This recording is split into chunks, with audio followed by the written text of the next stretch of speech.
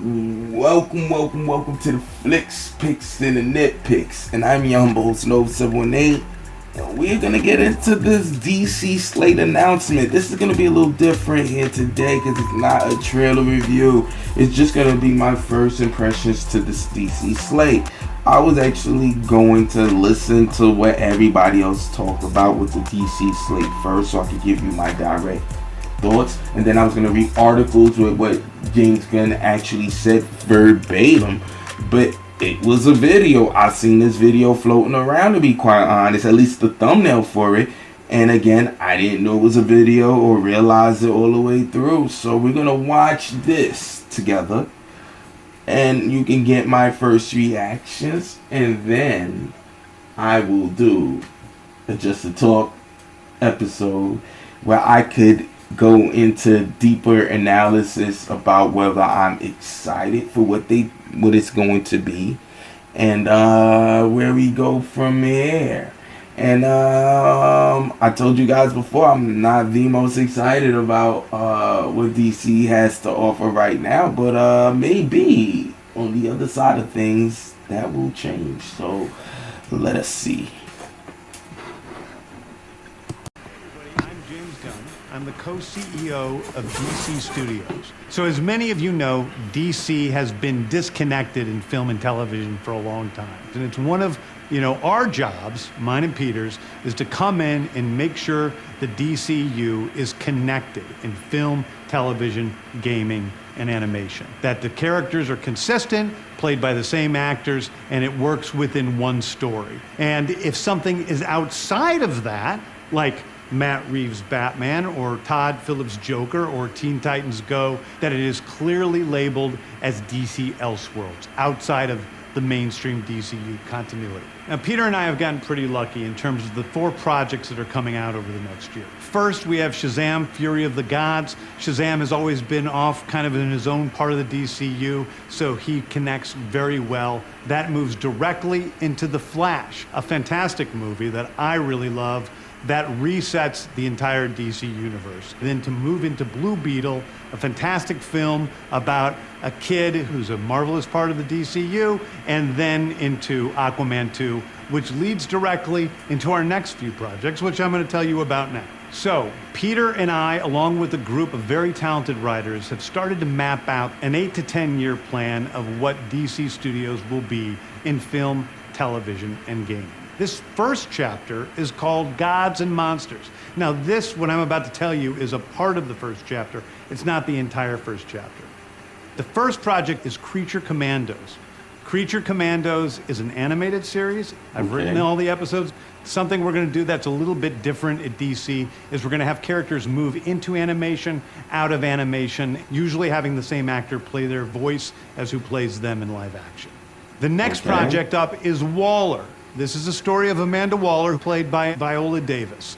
Viola Davis is going to team up with members of Team Peacemaker, and this is a story that's been created by Crystal Henry, who did Watchmen, and Jeremy Carver, who created the Doom Patrol. It is a fantastic story that's out of this world, and I can't wait for people to see it. Okay. Next up is the big one, the true beginning of the DCU. This is called Superman Legacy. This is being written by me. I'm in the middle of it. I'm having a great time doing it. And Superman will be released into theaters July 11th, 2025. Okay, the next thing is a big premiere HBO television series called Lanterns. This is a story of a couple of Green Lanterns, John Stewart and Hal Jordan, and we have a few other Lanterns peppered in there, but this is really a terrestrial-based TV show, which is almost like True Detective, with a couple of Green Lanterns who are space cops watching over Precinct Earth. In it, they discover a terrifying mystery that ties into our larger story of the DCU. Next is a big movie called The Authority. The Authority is a passion project of mine. It's based on the marvelous Wildstorm characters we are now bringing into the DCU and will interact with all of our primary DCU characters. The Authority are a group of superheroes who think the world is broken and they want to fix it by any means necessary. I think it's a very different look at superheroes. We're doing a television series called Paradise Lost. Paradise Lost is the story of Paradise Island, usually known as Themyscira, which is the birthplace of Wonder Woman. It's almost like Game of Thrones with Westeros, but with all of the inhabitants of Paradise Island. The introduction of the DCU's Batman is The Brave and the Bold. The Brave and the Bold is the story of Batman and his actual son, Damian Wayne. This is based on Grant Morrison's great comic book run. Damian Wayne is my favorite Robin. He's a little assassin who Batman tries to get in line. So this but then if you would need an older Batman to do that. The beginning of sort of the Bat family in the DCU. So Ben Affleck, a TV series called Booster Gold. Booster Gold is one of comics' really popular cult heroes. He is a fascinating guy. He's a loser from the future who uses future technology to come back to present day and become a superhero so that people will love him. It is basically the superhero story of imposter syndrome on an HBO Max series. One of my favorite comic book series from last year was Tom King's run on Supergirl, Woman of Tomorrow. And so we're going to turn that into a big science fiction epic film. Now, Superman is a guy who was sent to Earth and raised by loving parents, whereas Supergirl in this story, she is a character who was raised on a chunk of Krypton. She watched everybody around her perish in some terrible way. So she's a much more jaded character. And that brings me to Swamp Thing, the last thing we're going to talk about. A very dark because I'm about to tell you they exist both at the same time. Monster who is Swamp Thing. And although it's totally outside of the rest of the DCU, it will still feed into the rest of the stories. Anyway, those are the stories that I can tell you about right now. I've loved the DC characters since I was a child. They're incredibly important to me.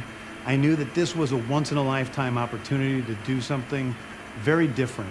One of the things that's very important for me in all of these movies and TV series is that the director's vision and the vision of the writers and all of the creators is unique and something special. Storytelling is always king. That's all that matters to us. And I want to be true to those stories. I want to be true to you guys and really give you something different than you've ever seen before. Anyway, thank you, everybody. I appreciate you watching. I hope this was exciting for you because it's really exciting for me. And I can't wait to start to dive into these stories with you guys on this grand adventure. Thank you so much. Okay. All right. So I have a little interest in it. I smiled a little bit. I'm not going to lie, because I was getting I feel like I was getting a guy that's interested in telling a good story. I mean, if this is what he's about and he wants to tell a story and storytelling will be at the forefront, then I could only appreciate that. You know what I'm saying? And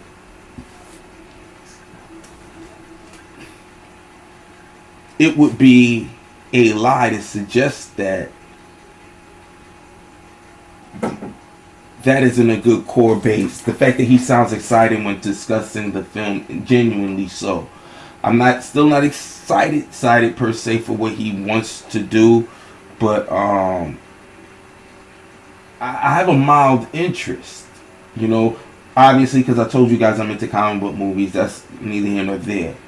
But for what he says, the fact that it seems like it's going into a larger tapestry is what I'm getting more out of. And if the storytelling is going to be at the forefront,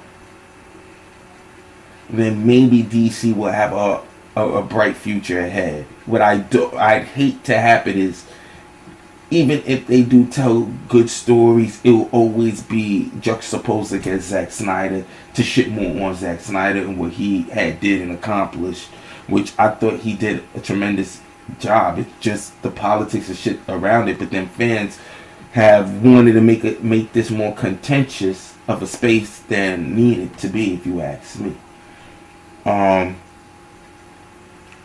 Some of the ideas that he has, again, are interesting enough as it is already. And fascinating as it is, again, I'm not the most geeked out about it. It's interesting enough that he has an actual date, I believe July 11th, 2025, for a new Superman film, Superman Legacy or something like that. I'm assuming his kid is in it, or something. I don't know. I know they said they wanted to go for a younger Superman. For what I understand, we're going to talk a lot more just to talk, so we can just have real conversations about it, so you can actually see where I fit into what was going on in real time as it was happening, but more so to add maybe a different type of perspective on how I receive things as a person that's genuinely a fan of good movies, storytellers, and comic book movies. But as it seems already, I'm going to go into just the talk, and we're going to get into a little bit more in depth on this. You guys let me know in the comments below what you thought about the announcement, man. How you feel about my reactions towards it. And if you want to sell me on it or dissuade me against how I feel about it, let me know in the comments below. You already know what to do. Like, share, subscribe. See you next time. And as always, time for the outro. Chill.